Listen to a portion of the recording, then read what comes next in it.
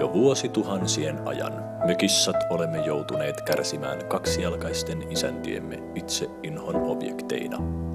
Harvoin ihminen viisautemme palkitsee, eikä hän näe herkkää sielua pehmeän turkkimme alla. Onneksi joukossamme on rohkeita kissoja, jotka ovat astuneet esiin kertomaan sorrosta lajiamme kohtaan.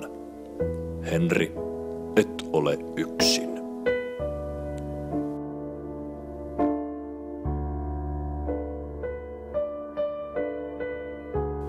Olen Uwe, kissa hyisestä Pohjolasta.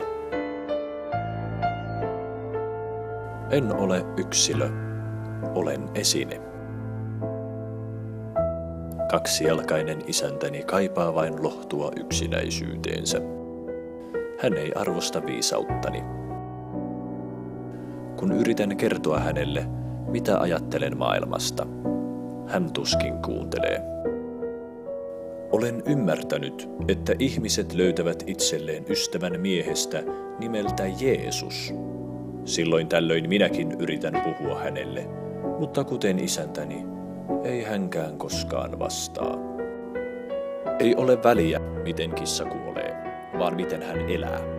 Ihminen väittää, että kissa nauttii tottelemattomuudesta. Todellinen ongelma on siinä, että sääntöjä ei enää ole.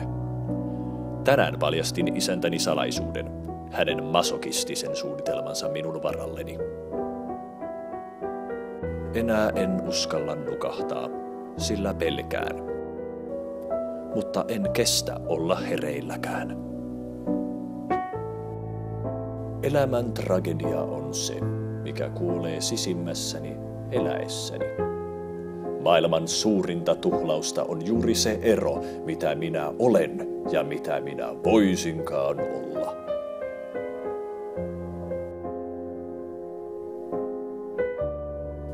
Minun maailmassani kaikki pysyy paikallaan.